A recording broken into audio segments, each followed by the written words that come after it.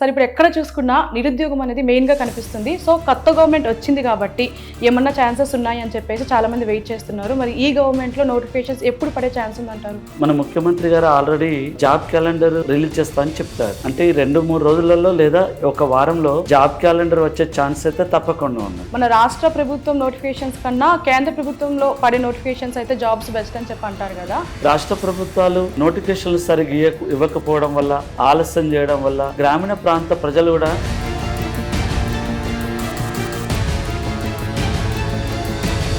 మెయిన్గా యూట్యూబ్ అనేది ఎక్కువగా యూస్ చేస్తారు. యూట్యూబ్లో చూసుకుంటే వీటి కోసం అయితే కొన్ని పెయిడ్ అయితే ఉన్నాయి. సో అవి బెటర్ అంటారా, లేదు అంటే నాన్ పెయిడ్ కూడా బెటర్ అంటారా? వాళ్ళు ఏం చేస్తున్నారంటే వసూలు చేసుకుంటున్నారు. అయితే యూట్యూబ్ ఛానల్లో అన్ని సబ్జెక్టులు పూర్తిగా పెట్టి ఉంచినట్లయితే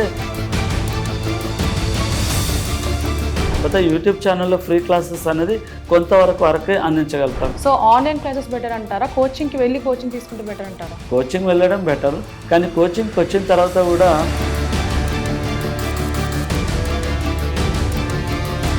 సో యూట్యూబ్ ఛానల్ కానీ లేదా ఆన్లైన్ క్లాసెస్ అయితే ఎన్నిసార్లు రివైజ్ చేయడానికి ఈజీగా ఉంటుంది అని అంటారు.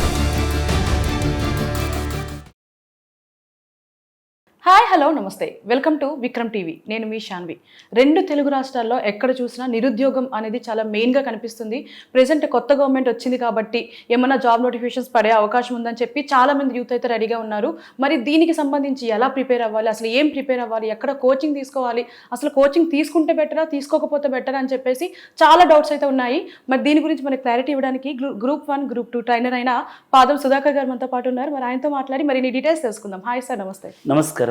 ఎలా ఉన్నారు సార్? బాగున్నామండి, మీరు? బాగున్నారు సార్. సార్ ఇప్పుడు ఎక్కడ చూసుకున్నా నిరుద్యోగం అనేది మెయిన్గా కనిపిస్తుంది. సో కొత్త గవర్నమెంట్ వచ్చింది కాబట్టి ఏమన్నా ఛాన్సెస్ ఉన్నాయి అని చెప్పేసి చాలామంది వెయిట్ చేస్తున్నారు. మరి ఈ గవర్నమెంట్లో నోటిఫికేషన్స్ ఎప్పుడు పడే ఛాన్స్ ఉందంటారు? తెలంగాణ రాష్ట్రంలో మన ముఖ్యమంత్రి గారు ఆల్రెడీ జాబ్ క్యాలెండర్ రిలీజ్ చేస్తా అని చెప్తారు. అయితే దాంతోపాటు ఈ 10-15 డేస్లో అంటే జాబ్ క్యాలెండర్ రిలీజ్ చేయడానికి సిద్ధంగా ఉన్నదని చెప్పారు ప్రభుత్వం. అంటే ఈ 2-3 రోజులలో లేదా ఒక వారంలో జాబ్ క్యాలెండర్ వచ్చే ఛాన్స్ అయితే తప్పకుండా ఉన్నది. సో అలాగే ఆంధ్ర రాష్ట్రం చూసినట్లయితే ఆంధ్ర రాష్ట్రంలో కూడా ఆల్రెడీ కొత్త గవర్నమెంట్ ఫామ్ అయింది కనుక అక్కడ కూడా నోటిఫికేషన్లో రెడీగా ఉన్నదిగా చెప్పుకోవచ్చు. సో ఇప్పుడు చూసుకుంటే మీరు అన్నట్టు జాబ్ క్యాలెండర్ కూడా రాబోతుంది. కాకపోతే చాలామంది ఏంటి అంటే ఎగ్జామ్ వారం రోజుల ముందు ప్రిపేర్ అయితే సరిపోయింది అని చెప్పేసి, లేదంటే 1 మంత్ ముందు ప్రిపేర్ అయితే మంచిది అనుకుంటారు కదా. సో అసలు ఎప్పుడు ప్రిపరేషన్ స్టార్ట్ చేస్తే బెస్ట్ అంటారు? సరే, ఈరోజు కాంపిటీషన్ చూసినట్లయితే ప్రైవేట్ జాబ్ కన్నా ప్రభుత్వ జాబ్లకు పోటీ ఎక్కువగా ఉంది. అలాగే ప్రైవేట్ జాబులు చూసినా కూడా చిన్న చిన్న జాబ్లో కూడా చాలా పోటీ ఎక్కువ ఉంది. అలాగే కరోనా తర్వాత ఈ పరిస్థితులన్నీ చాలా మారినాయి. అంటే ప్రభుత్వ ఉద్యోగానికి ఎక్కువ ప్రిఫరెన్స్ ఇవ్వడం, 1 నెల 2 నెలల ప్రిపరేషన్ తోటి అంటే జాబ్ రావడం చాలా కష్టం. ఎందుకంటే 2016 సంవత్సరంలోనే గ్రూప్ 2 జాబ్కి 1 or 2 మార్క్స్ పోయిన వాళ్ళు చాలామంది ఉన్నారు. మరి అలాంటి వాళ్ళతోటి పోటీ పడాలంటే సో సుదీర్ఘకాలం ప్రిపరేషన్ అనేది ఎక్కువ అవసరం అని చెప్పుకోవచ్చు. ఎందుకంటే షార్ట్ కాలంలో ఏది అంతగా తొందరగా గుర్తుండదు. మళ్ళీ దాంతోపాటు ఒక గ్రూప్ 2 సిలబస్ చదవాలంటేనే దాదాపు 12 సబ్జెక్టులు, దాదాపు ప్రతి సబ్జెక్టు చూసినట్లయితే మినిమం 2 పుస్తకాలను చదవాల్సి ఉంటుంది. అంటే ఒక దాదాపు 25 పుస్తకాలు. ఆ పుస్తకాలు ఒకసారి చదవడానికే దాదాపు 3 నుంచి 4 నెలల సమయం పడుతుంది. సో సుదీర్ఘకాలం అయితేనే చాలా బాగుంటుంది, జాబ్ రావడానికి ఆస్కారం ఉంటుందిగా చెప్పుకోవచ్చు. సార్ ఇప్పుడు మీరు చెప్పినట్టు సుదీర్ఘకాలంగానే మీరు ప్రిపేర్ అయితే బెస్ట్ అన్నారు. కాకపోతే చాలా మందికి ఉన్న డౌట్స్ ఏంటంటే ఇలా ఇన్స్టిట్యూట్ కన్నా సెల్ఫ్ కోచింగ్ తీసుకుంటే బెటర్, అంటే ఓన్ ప్రిపరేషన్ బెస్ట్ అని చెప్పేసి చాలామంది అనుకుంటారు. సో దీనికి మీరు ఏం చెప్తారు? అయితే ఓన్ ప్రిపరేషన్ వల్ల జాబ్ వస్తుందని చెప్పలేము, రాదు అని చెప్పలేము. అలానే కోచింగ్కి వచ్చిన వాళ్ళు ప్రతి ఒక్కరికి జాబ్ వస్తుందని గ్యారంటీ ఏమి ఉండదు. అంటే ఏ కోచింగ్లో అయినా 50% రీచ్ చేయగలుగుతారు, కానీ ఖచ్చితంగా 100% రీచ్ చేయలేరు. మరి మిగతా 49% మన హార్డ్ వర్క్ మీద ఆధారపడి ఉంటుంది. అంటే క్యాండిడేట్ కోచింగ్ వచ్చినా ప్రిపేర్ చేయాల్సిందే, కానీ అలా అని ఖచ్చితంగా కోచింగ్ తీసుకోవాలని ఏం లేదు. ఎందుకంటే మనం ఈరోజు సివిల్ సర్వీసెస్ రిజల్ట్ చూస్తున్నాం. గ్రామీణ ప్రాంతాల నుంచి వచ్చేవాళ్ళు ఓన్ ప్రిపరేషన్ తోటి జాబ్ కొట్టేవాళ్ళు. సో అలాంటప్పుడు కోచింగ్ ఖచ్చితంగా తీసుకోవాలని రూల్ ఏం లేదు. ఎందుకంటే ఈరోజు లైబ్రరీలు ఉన్నవి, అలాగే స్టడీ హాల్స్ ఉన్నవి, ఓన్ ప్రిపరేషన్ తోటి కూడా ఐఏఎస్ జాబ్ కొట్టేస్తున్నారు. కానీ కోచింగ్ అనేది జస్ట్ వే ఆఫ్ ఎలా వెళ్ళాలి, ఎలా చదివేయాలి అనేది తెలియజేస్తుంది కనుక పూర్తి అవగాహన లేని వాళ్ళు కోచింగ్ తీసుకోవడం ఉత్తమం. అలానే ఆర్థిక ఇబ్బందులు ఉన్న వాళ్ళు కోచింగ్ తీసుకోకపోయినా ఓన్ ప్రిపరేషన్ తోటి కూడా జాబ్ కొట్టే ఛాన్స్ ఎక్కువగా ఉన్నది. మనకి యూట్యూబ్లో కూడా చాలా వరకు వీడియోస్ అవైలబుల్లో ఉంటాయి కాబట్టి ఓన్ ప్రిపరేషన్ బెస్ట్ అంటారు. యూట్యూబ్ ఛానల్కు అవగాహన కల్పిస్తున్నారు ఇటీవల కాలంలో. దాంతోపాటు ఆన్లైన్ కోర్సెస్ కూడా అందుబాటులోకి ఉన్నాయి కనుక ఇప్పుడు చాలా ఛానల్ చూస్తున్నాం. విక్రమ్ టీవీ ఛానల్ కానీ ఇంకా వేరే అదర్ ఛానల్స్ కానీ ఎడ్యుకేషన్స్ మీద అవేర్నెస్ ప్రోగ్రాంలు ఇవ్వడం, అలాగే సబ్జెక్టు ఎక్స్పర్ట్ తోటి సబ్జెక్ట్ అందించడం ఇలాంటివి చూస్తున్నాం కనుక యూట్యూబ్ ఛానల్ అవి ఫ్రీ అని కనుక సో ఎలాంటి కాస్ట్ లేకుండా కూడా మనం యూట్యూబ్ ఛానల్తో కూడా సబ్జెక్ట్ అవేర్నెస్ చేసుకోవచ్చు. సో ఇప్పుడు చూసుకుంటే ప్రిపరేషన్లో ఏంటి అంటే అన్ని బుక్స్ చదివేంత టైం లేకనో లేదంటే కొంచెం బద్దకించిన ఏంటంటే కొంతమంది కొన్ని మెటీరియల్స్ మాత్రమే ఫాలో అవుతారు, లైక్ కొన్ని పబ్లికేషన్స్ మాత్రమే ఫాలో అవుతారు. ఇది ఎంతవరకు ఉపయోగం ఉంటుందంటారు? పబ్లికేషన్లో పుస్తకాలు మంచిగా ఉన్నవి, అలానే కొంచెం స్టాండర్డ్ తక్కువగానే ఉన్నవి. అయితే మొదటి ప్రిఫరెన్స్ సమయం ఎక్కువ ఉన్నట్లయితే తెలుగు అకాడమీ పుస్తకాలకు ఎక్కువ ప్రిఫరెన్స్ ఇవ్వాల్సిందిగా కోరుతున్నాం. ఎందుకంటే తెలుగు అకాడమీ పుస్తకాలు బ్రాడ్ సబ్జెక్టులు ఉంటాయి. అదే అలాగే మీరు అన్నట్టుగా పబ్లికేషన్ పుస్తకాలు చూసినట్లయితే కొంచెం షార్ట్ ఫామ్ అంటే వేస్టేజ్ తక్కువ ఉండి సమాచారం ఎక్కువ ఉండడానికి ఉపయోగపడుతుంది. అలా సమయం ఎక్కువ ఉన్నప్పుడు అంటే సమయాన్ని బట్టి మన పుస్తకాలను ఎంచుకోవాల్సి ఉంటుంది. ఒకవేళ 6 నెలల నుంచి సంవత్సరం సమయం ఉందన్నప్పుడు తెలుగు అకాడమీ పుస్తకాలు చదవాలి. కేవలం 3 నెలల నుంచి 5 నెలల సమయం ఉందన్నప్పుడు పబ్లికేషన్ పుస్తకాలు చదవాల్సి ఉంటుంది. అంటే ఒకే పుస్తకం మీద ఆధారపడితే జాబులు వచ్చే రోజులు కావు ఇవి. ఎందుకంటే మినిమం 1 లేదా 2 పుస్తకాలు ఖచ్చితంగా చదవాలని చదవాల్సిందే. సో ఇప్పుడు చూసుకుంటే నోటిఫికేషన్స్ అనేవి పడతాయి కాబట్టి పోటీ ఎలా ఉందంటారు బయట? పోటీ ఈరోజు చూసినట్లయితే కరోనా తర్వాత ప్రైవేట్ జాబ్లు, సాఫ్ట్వేర్ జాబ్లు కూడా చాలా తగ్గిపోయాయి. ప్రైవేట్ జాబ్ అంటే ఎంత సమయము, పని ఎక్కువగా, మనీ తక్కువగా అనే నినాదంతో చేస్తున్నారు. అందుకనే ప్రైవేట్ జాబ్కి గవర్నమెంట్ జాబ్కి పోటీ ఎక్కువగా ఉంటుంది. అలాగే దాంతోపాటు ఇటీవల కాలంలో నోటిఫికేషన్ లేట్ కావడం, గత ప్రభుత్వాలు నోటిఫికేషన్లు ఆలస్యం చేయడం, ఆ ఆలస్యంతో పాటు ప్రతి సంవత్సరం గ్రాడ్యుయేట్లు బీటెక్ వాళ్ళు బయటికి రావడం, సో అలా పోటీ అనేది ఎక్కువగా ఉన్నది చెప్పుకోవచ్చు. సరే ఇప్పుడు చూసుకుంటే జాబ్ నోటిఫికేషన్స్ పడుతున్నాయి, కానీ చాలామంది ఏంటి అంటే మన రాష్ట్ర ప్రభుత్వం నోటిఫికేషన్స్ కన్నా కేంద్ర ప్రభుత్వంలో పడే నోటిఫికేషన్స్ అయితే జాబ్స్ బెస్ట్ అని చెప్పి అంటారు కదా, అనుకుంటారు చాలామంది. సో మీరేం సజెస్ట్ చేస్తారు? అయితే రాష్ట్ర ప్రభుత్వాలు ప్రతి సంవత్సరం జాబ్ క్యాలెండర్ ఇస్తే ఆ సమస్య ఉండకపోవు, కానీ రాష్ట్ర ప్రభుత్వాలు నోటిఫికేషన్లు సరిగ్గా ఇవ్వకపోవడం వల్ల, ఆలస్యం చేయడం వల్ల, జాబ్ క్యాలెండర్ అనే ప్లానింగ్ లేకపోవడం వల్ల ఇప్పుడు గ్రామీణ ప్రాంత ప్రజలు కూడా కేంద్ర ప్రభుత్వాల ఉద్యోగాలకు అంటే ఆర్ఆర్బి కానీ, ఎస్ఎస్సి కానీ, సిజిఎల్ కానీ, బ్యాంకింగ్ ఉద్యోగాలకు కూడా ఎక్కువ ప్రిఫరెన్స్ ఇవ్వడం జరుగుతుంది. ఎందుకంటే దానికి జాబ్ క్యాలెండర్ అన్నట్టు ఎవ్రీ మంత్ ఉద్యోగాలు ఉంటున్నాయి. ఇప్పుడు నెక్స్ట్ మంత్ ఆగస్టు నెలలో ప్రారంభం అయితే మళ్ళీ ఫిబ్రవరి నెల వరకు సిజిఎల్ ఎగ్జామ్స్ అని, రైల్వే ఎగ్జామ్స్ అని దాదాపు మొత్తం షెడ్యూల్ ఆల్రెడీ ఉన్నది. సో అలాంటప్పుడు ఎప్పుడు ప్రిపరేషన్లు ఉన్న వాళ్ళు కేంద్ర ప్రభుత్వాలకు ప్రిపేర్ అవుతుంది అప్లై చేసినట్లయితే ఏదో ఒక జాబ్లో వెళ్ళిపోతామని ఉంటుంది. మరి అదే రాష్ట్ర ప్రభుత్వాలు చూసినట్లయితే 2016లో ఒక గ్రూప్ 2 నోటిఫికేషన్ వస్తే 2022లో ఒక నోటిఫికేషన్ వచ్చింది. అంటే దాదాపు 6 సంవత్సరాల కాలంలో ఒక నోటిఫికేషన్ వచ్చింది చెప్పుకోవచ్చు. అంటే కేవలం గ్రూప్ 2కి ప్రిపేర్ అయ్యే వాళ్ళంటే 6 సంవత్సరాలు వెయిట్ చేయాల్సిన పరిస్థితి ఏర్పడుతుంది. ఒకవేళ వాళ్ళు 38-30 సంవత్సరాల వయసు కాలంలో అయితే ఏజ్ బార్ లాంటివి రావడం, అలాగే ఇటీవల కాలంలో సంవత్సరం వరకు ప్రిపేర్ అవ్వడమే ఆర్థిక భారంతో కూడుకున్నటువంటి ఖర్చుగా చెప్పుకోవచ్చు. అంటే స్టడీ హాళ్ళు నెలకు 2,400 రూపాయల ఫీజులు వసూలు చేస్తున్నారు. అలాగే హాస్టల్ చూసినట్లయితే నెలకు 5,500 రూపాయల హాస్టల్ వసూలు చేస్తున్నారు. ఇలా ఆర్థిక భారం అవ్వడం వల్ల ఎక్కువ సమయం అనేది కేటాయించలేకపోతున్నారు. అందుకే మీరన్న విధంగా కేంద్ర ప్రభుత్వ ఉద్యోగాలకు చాలామంది ప్రిఫరెన్స్ ఇస్తున్నారు. ఒకప్పుడు కేంద్ర ప్రభుత్వ ఉద్యోగాలకు అవేర్నెస్ లేవు, కానీ ఈరోజు యూట్యూబ్ ఛానల్ ద్వారా కానీ లేదా సోషల్ మీడియాల ద్వారా కానీ అనేకంగా కేంద్ర ప్రభుత్వ ఉద్యోగాలకు అవేర్నెస్ అనేది పెరగడం వల్ల చాలామంది పట్టణ ప్రాంత విద్యార్థులు అలాగే గ్రామీణ ప్రాంత విద్యార్థులు కేంద్ర ప్రభుత్వాలకు ప్రిపేర్ అవుతున్నారు. చాలామంది ఉద్యోగాలు కూడా సాధిస్తున్నారు. అలాగే లాస్ట్ ఇయర్ చూసినట్లయితే రైల్వే జాబ్లో ఆర్ఆర్బీలో ఒక 40,000 మంది ఉద్యోగాలు వాళ్ళు పొందినారు. ఇప్పుడు మళ్ళీ కొత్తగా ఎగ్జామ్స్ రన్ అవుతున్నాయి. అంటే ఎవ్రీ 3 మంత్స్ 3 నెలల నుంచి 6 నెలల మధ్య కాలంలో రైల్వే మీద అనేకంగా 40,000 నుంచి 1,00,000 ఉద్యోగాలు వస్తున్నాయి, నోటిఫికేషన్ వస్తున్నాయి, రిక్రూట్ చేస్తున్నారు. అంటే ప్రతి సంవత్సరం రీసైకిల్ అనేది అవుతూనే ఉంటుంది.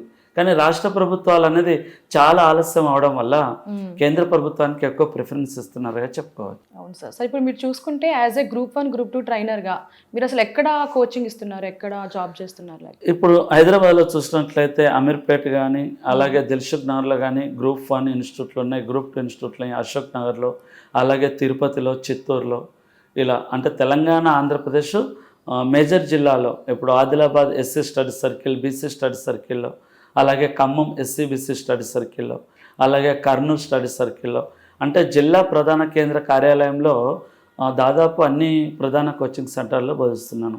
ఎందుకంటే ప్రిలిమినరీ కూడా చాలామంది క్వాలిఫై అయ్యారు. ఎందుకంటే కట్ ఆఫ్ కూడా 72 మార్క్స్ వరకు అవ్వడం జరిగింది తెలంగాణలో. అలాగే గ్రూప్ 2 ఆంధ్రాలో కూడా ప్రిలిమినరీ చాలామంది క్వాలిఫై అయ్యారు. పోతే కొన్ని రాష్ట్ర ప్రభుత్వం మారడం వల్ల గ్రూప్ 2 మెయిన్స్ అనేది అక్కడ పోస్ట్ పోన్ అయింది. అలాగే ఇక్కడ కూడా అది గ్రూప్ 2 ఎగ్జామ్ అనేది కొంచెం అంటే పోస్ట్ పోన్ చేసి దాన్ని మళ్ళీ నవంబర్, డిసెంబర్ వరకు చేస్తున్నారు. సో ఇప్పుడు మీరు చూసుకుంటే డిజిటల్లో ఏమన్నా చేస్తున్నారా? లైక్ చాలామంది విజువల్ కన్నా మీరు డిజిటల్లోనే ఎక్కువ ప్రిఫరెన్స్ ఇస్తున్నారు కదా, సో మీ డిజిటల్లో ఏమన్నా కోచింగ్ ఇస్తున్నారా? మేము ఆన్లైన్ కోచింగ్ ఇస్తున్నామండి. అలాగే యూట్యూబ్ ఛానల్లో కూడా ఫ్రీగానే క్లాసెస్ ప్రొవైడ్ చేస్తున్నాం. అలాగే చాలామంది ఇన్స్టిట్యూట్ వాళ్ళు, అలాగే స్టూడియో వాళ్ళు కూడా వాళ్ళ తరపున కూడా క్లాసెస్ ప్రొవైడ్ చేయడం. ఎగ్జాంపుల్ విక్రమ్ టీవీ కానీ, సుమన్ టీవీ కానీ, లేదా టీశాట్ ఛానల్లో కానీ, అలాగే టీశాట్ తెలంగాణ టీశాట్ నిపుణ ఛానల్లో కూడా అందులో బోధిస్తున్నాను. ఓకే. అలాగే యూట్యూబ్లో కూడా క్లాసెస్ ప్రొవైడ్ చేస్తున్నాము. చాలామంది ప్రైవేట్ ఇన్స్టిట్యూట్లు, అంటే ఎందుకంటే చాలామంది గృహిణులు అలాగే చిన్న చిన్న జాబ్ చేసే వాళ్ళు ఇన్స్టిట్యూట్కి వచ్చి కోచింగ్ తీసుకోలేనటువంటి పరిస్థితి ఉంది. అలాగే ఈరోజు కోచింగ్ వచ్చినట్లయితే ఆఫ్లైన్ కోచింగ్కి 18,000 నుంచి 25,000 వరకు ఫీజులు ఉన్నాయి. ఒకవేళ ఆర్థిక భారం వల్ల కూడా ఆన్లైన్ కోచింగ్ రావడానికి ఎక్కువ ఇష్టపడుతున్నారు. ఎందుకంటే సమయం, ఇక్కడ నుంచి ట్రాన్స్పోర్టేషన్ అవ్వడానికి కష్టం. అలాగే గృహిణులు అయితే ఇంట్లో పిల్లలు ఉంటారు, వాళ్ళు ఇన్స్టిట్యూట్కి వెళ్ళడానికి కష్టం అవుతుంది కనుక సో ఆన్లైన్ కూడా ప్రిఫరెన్స్ ఇస్తున్నారు. ఆన్లైన్ మార్కెటింగ్ ఉంది, అలాగే ఆఫ్లైన్ మార్కెటింగ్ కూడా ఉందిగా చెప్పుకోవచ్చు. ఎందుకంటే ఆన్లైన్ అంటేనేమో ఎన్నిసార్లు రికార్డింగ్ అయింది వినొచ్చు, కానీ ఆఫ్లైన్లో అయితే ఎప్పటికప్పుడు డౌట్స్ క్లారిఫై చేయడానికి కూడా కోచింగ్ రావడానికి ఛాన్సులు ఎక్కువగా ఉన్నది చెప్పుకోవచ్చు. అంటే వాళ్ళ విద్యార్థుల యొక్క పరిస్థితిని బట్టి ఆన్లైన్ వాళ్ళు తీసుకున్న వాళ్ళు జాబ్ సాధించిన వాళ్ళు ఉన్నారు, ఆఫ్లైన్లో వాళ్ళు తీసుకున్న కూడా జాబ్ సాధించిన వాళ్ళు ఉన్నారు చెప్పుకోవచ్చు. సో ఇప్పుడు చూసుకుంటే ఈ గ్రూప్ 1 గ్రూప్ 2కి కానీ లేదంటే ఏదన్నా జాబ్స్కి ప్రిపేర్ అయ్యే వాళ్ళు ఏంటి అంటే మెయిన్గా యూట్యూబ్ అనేది ఎక్కువగా యూస్ చేస్తారు. యూట్యూబ్లో చూసుకుంటే వీటి కోసం అయితే కొన్ని పెయిడ్ అయితే ఉన్నాయి, పెయిడ్ స్టోరీస్ అయితే ఉన్నాయి, మీన్ ఛానల్స్ అయితే ఉన్నాయి. సో అవి బెటర్ అంటారా, లేదు అంటే నాన్ పెయిడ్ కూడా బెటర్ అంటారా? అయితే పే చేసే యాప్లు కూడా ఉన్నవి. వాళ్ళు ఏం చేస్తున్నారంటే యాప్కి కొంచెం మనీ ఎక్కువగా తీసుకొని వసూలు చేసుకుంటున్నారు. అయితే యూట్యూబ్ ఛానల్లో అన్ని సబ్జెక్టులు పూర్తిగా పెట్టి ఉంచినట్లయితే డెడికేట్ అవుతుంది. ఎందుకంటే ఒక సబ్జెక్ట్ అనేది పూర్తిగా కంప్లీట్ అయితే వాళ్ళకి స్టూడెంట్కి అనేది అర్థమవుతుంది. అయితే యూట్యూబ్ ఛానల్లో ఫ్రీ క్లాసెస్ అనేది కొంతవరకే అందించగలుగుతాం. ఎందుకంటే అక్కడ సాంకేతిక సమస్యలు కావచ్చు, లేదా అక్కడ వస్తున్నటువంటి ఫ్యాకల్టీలు అంత సమయం ఇవ్వకపోవడం వల్ల కానీ, లేదా ప్రతిదీ వాళ్ళకు కూడా ఆర్థిక సమస్యలు ఉంటాయి కదా, సో ఆర్థిక సమస్యలు అవ్వడం వల్ల కూడా ఆ విధంగా కూడా వాళ్ళు ఎక్కువ పూర్తిగా సబ్జెక్టు అందించకపోవచ్చు. సో కొంతమంది అన్ని యూట్యూబ్ ఛానల్ అని లేదు, కొంతమంది పే ఉన్నవి, కొంతమంది ఫ్రీ కూడా అన్నిగా చేస్తున్నారు తక్కువ ఖర్చుతో కూడా. ఎందుకంటే ఈరోజు చూస్తున్నాం గ్రామీణ ప్రాంతాల్లో పేదరికంలో ఉన్న వాళ్ళు చాలామంది ఉన్నారు. అలాంటి వాళ్ళ కొరకు అనేక సంస్థలు, స్వచ్ఛంద సంస్థలు యూట్యూబ్లో ఫ్రీగా ప్రొవైడ్ చేస్తున్నారు. చాలామంది ఫ్యాకల్టీ కూడా గ్రామీణ ప్రాంత విద్యార్థుల కోసం, పేద విద్యార్థుల కోసం ఫ్రీగా క్లాసులు చెప్పడం జరుగుతూ ఉంటుంది. సో ఇప్పుడు మీ గురించి తీసుకుంటే మీరు ఒక బుక్ రచించారని చెప్పేసి విన్నాము, ఒకసారి దాన్ని పరిచయం చేస్తారా మా కోసం? ఇదే అండి, నేను రచించినటువంటి జాగ్రఫీ పుస్తకం. దీనికోసం దాదాపు మేము సంవత్సరం నుంచి 2 సంవత్సరాల సమయం దీనికోసం రచింప చేయడం జరిగింది. అలాగే దీన్ని DTP కానీ అలాగే ప్రింటింగ్లకు కానీ దాదాపు ₹1,00,000 ఖర్చు పెట్టుకోవడం జరిగింది. ఎందుకంటే దాదాపు ఈరోజు చూస్తున్నాం సమయం ఎక్కువగా కేటాయించలేకపోతున్నారు విద్యార్థులు. ప్రతిదీ రన్నింగ్ నోట్స్ రాయడం కన్నా సో ఎక్కువ సార్లు చదవడానికి ప్రిఫరెన్స్ ఇస్తున్నారు. అందుకు ఈ బుక్ అనేది రిలీజ్ చేయడం జరిగింది. ఇది లాస్ట్ ఇయర్ రిలీజ్ చేస్తామండి, ఇండియన్ జాగ్రఫీ బుక్. అంటే ఇప్పుడు మీరు అన్నట్టు నోట్స్ రాయడం కన్నా చదవడానికి ఇంపార్టెన్స్ ఇస్తున్నారని చెప్పారు కదా, సో రాసుకొని ప్రిపేర్ అయితే బెస్ట్ అని చెప్పేసి చాలామంది అంటారు కదా, ఏది బెస్ట్ అంటారు? అయితే 10 సార్లు చదవడం కన్నా ఒకసారి రాయడం బెటర్ అని ఇది మనం ఎప్పటి నుంచో చూస్తున్నటువంటి సామెత లాంటిది. ఎందుకంటే చదవడం వల్ల ప్రతి 10 సార్లు ఎక్కువ గుర్తుండకపోవచ్చు, కానీ రాయడం వల్ల అనుకుంటూ రాస్తాం కనుక రాయడానికి ఎక్కువ ప్రిఫరెన్స్ ఉంటుంది. అయితే ఇది లాంగ్ పీరియడ్లో మాత్రమే, సుదీర్ఘ కాలానికి మాత్రమే బాగుంటుంది. ఎందుకంటే తక్కువ సమయం ఉన్నప్పుడు మాత్రం రాయడం అయితే సమయం ఎక్కువ వృధా అవుతుంది. కానీ ఇది థియరీ సబ్జెక్టులకు సమయం ఎక్కువ ఉన్నప్పుడు షార్ట్ నోట్స్ తయారు చేసుకోవడం లాంటిది చాలా ఉపయోగకరమైనది చెప్పుకోవచ్చు. ఇక మ్యాథ్స్ అయితే షార్ట్ టర్మ్ ఉన్నా, అంటే నోటిఫికేషన్ సమయం, ఎగ్జామ్ సమయము 3 నెలలున్నా 6 నెలలున్నా మ్యాథ్స్, ఆర్థమెటిక్, రీజనింగ్ సబ్జెక్టులకైతే ప్రాక్టీస్ ఖచ్చితంగా చేయాల్సి ఉంటుంది. ఎందుకంటే అవి ఎలాంటి మెటీరియల్స్ ఉన్నా సాధనతోటి, ప్రాక్టీస్ తోటి ఎక్కువ గుర్తుంచుకోవడం జరుగుతూ ఉంటుంది. ఇక థియరీ సబ్జెక్టులు చూసినట్లయితే అంటే జాగ్రఫీ కానీ, పాలిటీ కానీ, హిస్టరీ కానీ, ఎకనామీ కానీ, ఇవి థియరీ సబ్జెక్టులు. ఈ సబ్జెక్టులకు సమయం ఎక్కువ ఉన్నప్పుడు అయితే ఓన్ నోట్స్ తయారు చేసుకోవడం చాలా ఉపయోగంగా ఉంటుంది. కానీ సమయం తక్కువ ఉన్నప్పుడు నోట్స్ తయారు చేసుకోవడం వల్ల సమయం ఎక్కువ వృధా అవుతుంది. సో మిగతా సబ్జెక్టులకి సమయం కేటాయించకపోలేకపోతున్నారు. అందుకు సమయం తక్కువ ఉన్నప్పుడు ఏం చేయాలంటే ఎక్కువగా చదవడానికి ఎక్కువ ప్రిఫరెన్స్ చేయాలి. చదవడంతో పాటు అలాగే ప్రతి లెసన్తో పాటు క్వశ్చన్ పేపర్స్ ప్రాక్టీస్ చేయడం లాంటిది ముఖ్యమైనది చెప్పుకోవచ్చు. సార్, ఇప్పుడు కోచింగ్ తీసుకున్న తర్వాత ప్రిపరేషన్ అనేది ఎక్కడ తీసుకుంటే బెటర్, ఎన్ని నెలలు తీసుకుంటే బెటర్ అంటారు? అయితే కోచింగ్ అనేది ఒక గ్రూప్ 2, గ్రూప్ 1కి అయితే దాదాపు 4 నెలల నుంచి 6 నెలల సమయం పడుతుంది ఇది కోచింగ్ తీసుకోవడానికి. అయితే కోచింగ్ తీసుకోవడం ఉన్నప్పుడు ప్రిపరేషన్ అనేది సమయానికి ఎక్కువ సరిపోదు.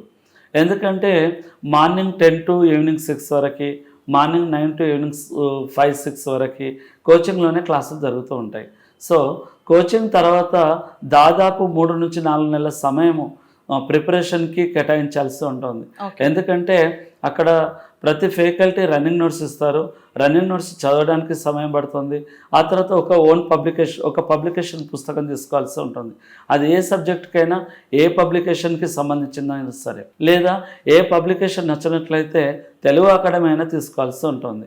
ఎందుకంటే రన్నింగ్ నోట్స్లో ప్రతి అంశాలు అనేది పూర్తిగా కవరేజ్ కావు. సో అలా కవరేజ్ కానప్పుడు తెలుగు అకాడమీ కానీ లేదైనా పబ్లికేషన్కి సంబంధించినటువంటి పుస్తకం చదవాల్సి ఉంటుంది. ఎందుకంటే ప్రశ్న కూడా ఆ లెవెల్లో కాఠిన్యత స్థాయిలో అడుగుతున్నాడు. 2014 పూర్వం ప్రశ్న స్థాయి సాధారణ రీతిలో ఉంటే 2014 తర్వాత ఇప్పుడు చూసినట్లయితే స్టేట్మెంట్ వైజ్గా ఇవ్వడం కానీ, జతపరచం లాంటివి ఇవ్వడం కానీ, కానిదేది లేదా పైవన్నీ లాంటి ప్రశ్నలు అడుగుతున్నాడు. సో ఇప్పుడు చూసుకుంటే మనం ఆల్రెడీ ఆన్లైన్ క్లాసెస్ కోసం మాట్లాడుకున్నాము. సో ఆన్లైన్ క్లాసెస్ బెటర్ అంటారా, కోచింగ్కి వెళ్ళి కోచింగ్ తీసుకుంటే బెటర్ అంటారా? అయితే వీలుగా ఉన్నటువంటి వాళ్ళు కోచింగ్ వెళ్ళడం బెటర్. కానీ కోచింగ్కి వచ్చిన తర్వాత కూడా మళ్ళీ వెంటనే అదే లెసన్ రివైజ్ కావాలంటే మళ్ళీ సార్ వచ్చి చెప్పలేడు కదా. సో యూట్యూబ్ ఛానల్ కానీ లేదా ఆన్లైన్ క్లాసెస్ అయితే ఎన్నిసార్లు రివైజ్ చేయడానికి ఈజీగా ఉంటుంది అని అంటారు. కానీ అప్డేట్ అంశాలు మాత్రం ఖచ్చితంగా ఆఫ్లైన్కే ప్రిఫరెన్స్ ఇవ్వాల్సి ఉంటుంది. అప్డేట్ అంశాలు అంటే ఇటీవల జరిగినటువంటి అంశాలు. ఇప్పుడు ఇటీవల కాలంలో మనకు రీసెంట్గా జరిగినటువంటి క్రికెట్లో వరల్డ్ కప్ వచ్చింది. అలాగే ఈ రోజు నుంచి జరుగుతున్నటువంటి ఒలింపిక్ గేమ్స్లో సింధు పార్టిసిపేట్ చేయబోతుంది. సో ఆమె ఎలాంటి సాధించవచ్చు, గోల్డ్ మెడలా లేదా సిల్వర్ మెడలా, ఇలాంటి అప్డేట్ అంశాల మీద ఎక్కువ ప్రశ్నలు అడుగుతున్నాడు. ఎందుకంటే గత వారంలో జరిగినటువంటి పరీక్షలు చూసినట్లయితే హాస్టల్ వార్డెన్ ఎగ్జామ్ కానీ, అలాగే గ్రూప్ 1 ప్రిలిమినరీ కానీ, ఆ తర్వాత ఏఈ ఎగ్జామ్స్ కానీ, అందులో చూసినట్లయితే కరెంట్ అఫైర్స్కి సంబంధించి అంటే ప్రస్తుతం జరుగుతున్నటువంటి అంశాల మీద ప్రశ్నలు ఎక్కువ అడిగాడు. అంటే పుస్తకంతో పాటు ప్రస్తుతం జరుగుతున్నటువంటి అంశాలు ఎక్కువ చదవాలి ఏ విద్యార్థి అయినా, అది జాగ్రఫీ అయినా, పాలిటీ అయినా. ఒక హిస్టరీ మాత్రం ప్రస్తుతం జరుగుతున్నటువంటి అంశాలు ఉండవు. ఎందుకంటే చరిత్ర అంటేనే గతంలో జరిగినటువంటి అంశాలు. ఒక చరిత్ర మినహా మిగతా అన్ని సబ్జెక్టులకి అప్డేట్ అయినటువంటి అంశాలు చదవాల్సి ఉంటుంది. సో ఇప్పుడు చూసుకుంటే ఇలా ఎగ్జామ్స్కి ప్రిపేర్ అయ్యే వాళ్ళ కోసం మీరు ఎలాంటి సూచనలు ఇస్తారు? ప్రస్తుతం జరుగుతున్నటువంటి అంశాల మీద ఎక్కువ ఫోకస్ చేయాల్సి ఉంటుంది. చాలామంది ఎక్కువ పుస్తకాలు తీసుకుంటూ ఉంటారు. అంటే ఒకే సబ్జెక్ట్కి, ఫర్ ఎగ్జాంపుల్ ఒక జాగ్రఫీ చూసినట్లయితే మార్కెట్లో ఏ పుస్తకం వస్తే ఆ పుస్తకం తీసుకుంటారు. అంటే ఒక విద్యార్థి ఒక సబ్జెక్ట్కి అనేక పుస్తకాలు తీసుకోకుండా ఒకే పుస్తకాన్ని అనేక సార్లు చదివేటట్టుగా, అంటే ఒకే పుస్తకాన్ని ఎక్కువ సార్లు చదివేటట్టుగా చూడాలి. దాంతోపాటు దినపత్రికలు చదవడం మానేస్తారు చాలామంది విద్యార్థులు. ఎందుకంటే సోషల్ మీడియా రావడం ద్వారా న్యూస్ ఒకటి వస్తుంది కదా అనుకుంటున్నారు. కానీ ఈరోజు సివిల్స్కి ప్రిపేర్ అయిన వాళ్ళు ఖచ్చితంగా న్యూస్ పేపర్ని బేస్ చేసుకొని ప్రిపేర్ అవుతున్నారు. ఒక హిందూ కానీ డక్కన్ క్రానికల్ కానీ ఇలా సివిల్స్కు ప్రిపేర్ అయిన వాళ్ళు చూసినట్లయితే, అయితే స్టేట్ గవర్నమెంట్ జాబ్లకు ప్రిపేర్ అయ్యే వాళ్ళు కనీసం ఈనాడు, నమస్తే తెలంగాణ, ఆంధ్రజ్యోతి ఇలా ఒక 2-3 దినపత్రికలు చూసినట్లయితే ప్రస్తుతం జరుగుతున్నటువంటి అంశాల మీద అడుగుతున్నాడు. ఫర్ ఎగ్జాంపుల్ చూసినట్లయితే జాగ్రఫీకి సంబంధించినటువంటి అంశాలు 2024లో మే నెలలో తుఫాను సంభవించినట్లయితే ఏ పేరు పెట్టాలని అనుకున్నారని అడిగాడు. సో రెమాల్ అనే తుఫాన్ అని పెట్టాలని అనుకున్నారు. అలాంటి జాగ్రఫీకి అప్డేట్ అంశాలు అడుగుతున్నాడు. ఇక పార్టీలో చూసినట్లయితే మరి రీసెంట్ మే నెలలో కేంద్ర ప్రభుత్వం ఎలక్షన్స్ జరిగాయి. ఇవి ఎన్నో ఎలక్షన్స్ అడుగుతాడు. ఆ ఎలక్షన్స్లో ఎవరు విజయం సాధించారు, ఏ పార్టీ, ప్రాంతీయ పార్టీ లేదా నేషనల్ పార్టీయా, ఏ పార్టీ విజయం సాధించింది, ఏ పార్టీ ఎన్ని సీట్లు సాధించింది, ఇలాంటి వాటిపైన ప్రశ్నలు అడుగుతాడు. అయితే కేంద్ర ఎన్నికల కమిషనర్ ఎవరు ఉన్నారు, ఆ తర్వాత ఎన్నికలు విజయం సాధించిన తర్వాత స్పీకర్ అంటే ప్రమాణ స్వీకారం చేయడానికి ప్రోటెమ్ స్పీకర్ అని ఉపయోగిస్తారు. ఇలాంటి వాటిపైన ప్రశ్నలు అడగడానికి ఎక్కువ ఛాన్స్ ఉంది. ఇక ఎకనామీలో చూసినట్లయితే మరి రాష్ట్ర ప్రభుత్వం నిన్నగాక మొన్న బడ్జెట్ ప్రొవైడ్ చేసింది. బడ్జెట్కి విద్యకి ఎంత కేటాయించింది, ఆరోగ్యానికి ఎంత కేటాయించింది, అలాగే రవాణాకి ఎంత కేటాయించింది అనే ప్రశ్నలు. అంటే ప్రస్తుతం జరుగుతున్నటువంటి అంశాలు ఎక్కువగా చదవాల్సి ఉంటుంది. అంటే పుస్తకంలో ఉన్నటువంటి అంశాలతో పాటు ప్రస్తుతం జరుగుతున్నటువంటి వర్తమాన అంశాలు కూడా చదవాల్సి ఉంటుంది. అందుకని దాన్ని stock GK, standard GK, star జీకేగా పిలుస్తున్నారు. మొత్తానికి కాంపిటేటివ్ ఎగ్జామ్స్ ప్రిపేర్ అయ్యే వాళ్ళకి అన్నిట్లో అవగాహన ఉండాలి. లైక్ జాగ్రఫీ కానివ్వండి, లేదంటే కరెంట్ అఫైర్స్ కానివ్వండి, ఇట్లా ప్రతి దాంట్లో అవగాహన ఉంటే సక్సెస్ అవడానికి మరిన్ని అవకాశాలు ఉన్నాయి అంటారు. జనరల్ స్టడీస్తో పాటు అంటే ఇప్పుడు మీరు చెప్పినట్టుగా జాగ్రఫీ, హిస్టరీ, పాలిటీ, సైన్స్ ఇవన్నీ జనరల్ స్టడీస్గా పరిగణిస్తున్నాం. అయితే వీటితో పాటు సెంట్రల్ జాబ్లు ప్రిపేర్ కావాలంటే ఖచ్చితంగా అంటే బ్యాంకింగ్ కానీ, రైల్వే కానీ, సీజీఎల్ కానీ ఇవన్నిటికీ ప్రిపేర్ కావాలంటే మ్యాథ్స్ అంటే ఆర్థమెటిక్, రీజనింగ్ అందులో ప్యూర్ మ్యాథ్స్ ఉంటుంది. ఆర్థమెటిక్, రీజనింగ్తో పాటు ఇంగ్లీష్ సబ్జెక్ట్ కూడా ఖచ్చితంగా చదవాల్సి ఉంటుంది. ఎందుకంటే ఈ 3 సబ్జెక్టులకు ఒక 50% to 70% మార్క్స్ వస్తే జిఎస్కి కేవలం 30% మార్క్సే కేంద్ర ప్రభుత్వ ఉద్యోగాలకు వస్తున్నవి. ఇవి అన్ని ఎగ్జామ్స్కి కామన్గా ఉండే టాపిక్స్. అదే రాష్ట్ర ప్రభుత్వాలు అయితేనేమో జిఎస్ జనరల్ స్టడీస్ ఎక్కువ ఉండి ఆర్థమెటిక్ కానీ, రీజనింగ్ కానీ, ఇంగ్లీష్ కానీ తక్కువ ఉంటుంది. అంటే సెంట్రల్ జాబ్కు ప్రిపేర్ అయ్యే వాళ్ళు మ్యాథ్స్కి మరియు ఇంగ్లీష్ సబ్జెక్టుల మీద ఎక్కువ ఫోకస్ చేయాలి. బ్యాంకింగ్ కానీ, రైల్వేలకు కానీ, అలాగే స్టేట్ గవర్నమెంట్ గ్రూప్ 1 కానీ, గ్రూప్ 2 కానీ, గ్రూప్ 3 కానీ ఈ 3 ఎగ్జామ్స్కి అయితేనేమో జనరల్ స్టడీస్ జిఎస్ అంటే geography, history, polity, economy, Telangana economy, Indian economy ఈ అంశాల మీద ఫోకస్ చేయాల్సి ఉంటుంది. గ్రూప్ 4కి మాత్రం పేపర్ 1 మ్యాథ్స్ ఇచ్చాడు, పేపర్ 2 జనరల్ స్టడీస్ ఇచ్చాడు. సో అందులో పేపర్ 1 150 మార్కులు మ్యాథ్స్ ఖచ్చితంగా చదవాల్సి ఉంటుంది. అంటే సబ్జెక్ట్ ఎగ్జామ్ని బట్టి ఆ పేపర్కి ఎన్ని మార్కులు వెయిటేజ్ ఉంటుందో దాన్ని బట్టి మనం చదవాల్సి ఉంటుంది అని చెప్పుకోవచ్చు. ప్రస్తుతం కాంపిటేటివ్ ఎగ్జామ్స్కి ప్రిపేర్ అయ్యే వాళ్ళ కోసం ఎలా ప్రిపేర్ అవ్వాలి, అసలు ఏం ప్రిపేర్ అవ్వాలి అనేది చాలా డీటెయిల్గా చెప్పారు. Thank you so much sir. Thank you. So guys, మీరు కూడా కాంపిటేటివ్ ఎగ్జామ్స్ కోసం ప్రిపేర్ అవుతున్నారా? మరి దీనికోసం మరిన్ని డీటెయిల్స్ తెలుసుకోవడానికి మన ఛానల్ని లైక్ చేయండి, షేర్ చేయండి, సబ్స్క్రైబ్ చేయండి. Thank you so much.